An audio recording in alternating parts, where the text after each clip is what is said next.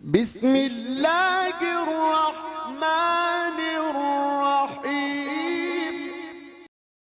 Assalamualaikum dear students, it's Tariq Akam School and I'm your teacher Miss Faiza. First of all, Ramzan Mubarak to all of you. I hope you all are fine and safe at your homes. That's good. So, today is SST period. We will start week 2. Then, first of all, you have to open your textbooks. Yes, you have to open page number 8. Mention today's date and day. 14/4 and Wednesday. Lesson number 2, land and water. Today we will start lesson number 2, land and water. Land ज़मीन को कहते हैं, water means पानी, as you know. Let's start reading. Our earth is the only planet which has life. वो कह रहे हैं हमारी ज़मीन वो वाहिद स्यारा है जहाँ पे ज़िंदगी है, ठीक है. बाकी प्लैनेट्स पे इंसान नहीं रह सकता, वहाँ पे कोई ज़िंदगी नहीं है.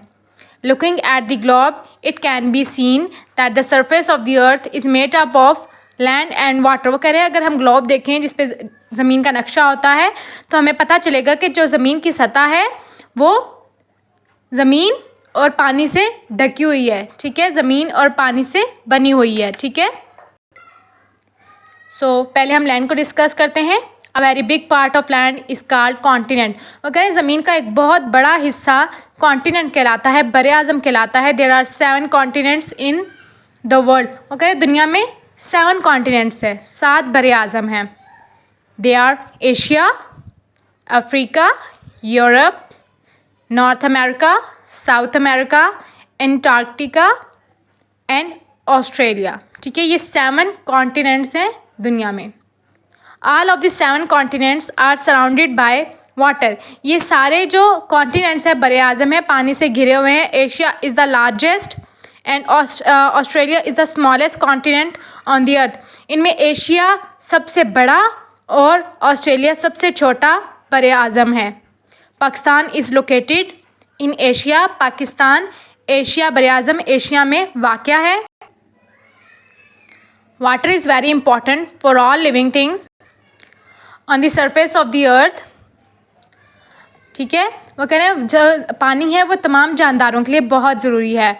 Almost 70% of the earth surface is made up of water in the form of oceans and seas. वो कह रहे हैं ज़मीन का 70% हिस्सा जो है वो पानी पे मुश्तमिल है, ठीक है. ज़मीन की सतह पे 70% पानी है जो कि समंदरों और दरियाओं पे मुश्तमिल है. द 5 लार्ज ओशियंस आर 5 बड़े समंदर ocean are Pacific Ocean, Atlantic Ocean, Indian Ocean, Arctic Ocean and Southern Ocean, ठीक है. ये 5 बड़े ओशियंस हैं. The Pacific Ocean is the largest of the world's 5 ocean.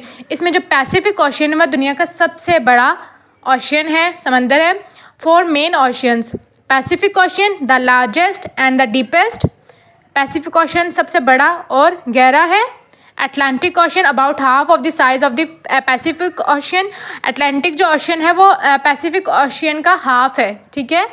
Indian ocean slightly smaller than the Atlantic ocean. फिर आ जाता है Indian ocean जो Atlantic ocean से थोड़ा छोटा है साइज़ में. Arctic ocean about 7% the size of the Pacific ocean. ये पैसिफिक ओशियन के साइज़ में 7% है, ठीक है. देन आ जाता है लैंड फॉर्म्स. लैंड फॉर्म्स क्या होते हैं? Different shapes of the surface of land are called land form. वो कह रहे हैं ज़मीन की मुख्तलिफ जो शक्लें हैं उसे लैंड फॉर्म कहा जाता है.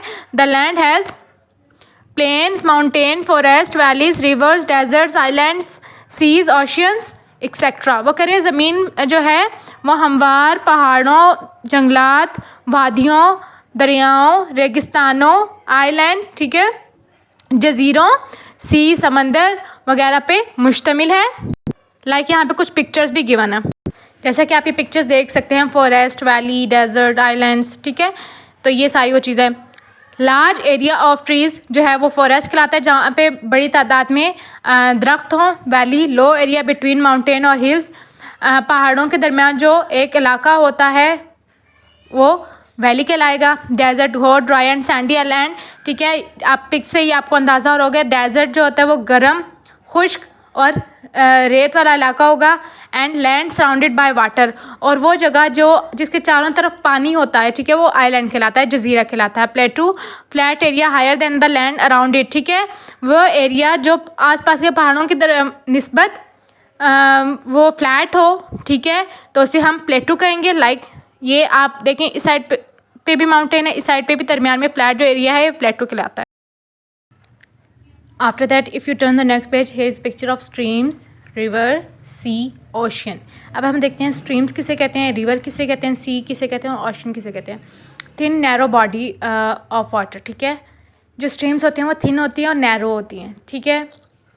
Long flowing body of water, long flowing body of water जो है वो रिवर्स कहलाएंगे, ठीक है।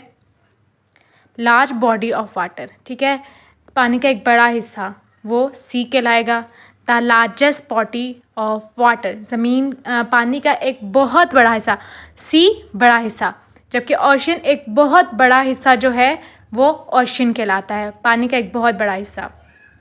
About 97% of earth water is in the ocean, ठीक है, वो कह रहे हैं ज़मीन का तकरीबन 97% जो पानी है वो ओशियन में है, but it is salty and can not be used for drinking and growing crops, लेकिन वो पानी नमकीन है, ठीक है, और उसे हम पीने के लिए इस्तेमाल नहीं कर सकते, ना ही उससे फसलें उगा सकते हैं। Is that clear? So students, आज हमने लैंड और वाटर के बारे में पढ़ा, आज हमने स्ट्रीम्स के बारे में पढ़ा, ओशियंस के बारे में पढ़ा, आइलैंड्स किसे कहते हैं वो पढ़ा। इसके अलावा कॉन्टिनेंट्स, दुनिया में कितने कॉन्टिनेंट्स हैं, we read there that there is 7 continents in the world. इसके अलावा हमने डिफरेंट ओशियंस के बारे में पढ़ा जो कि 5 हैं पूरी दुनिया में, ठीक है। ये था आज का lesson. I hope you understand. You have to learn the difficult meanings of words which I have underlined here. You have to learn these meanings. So this is your homework. So take care of yourself. Allah ke aman.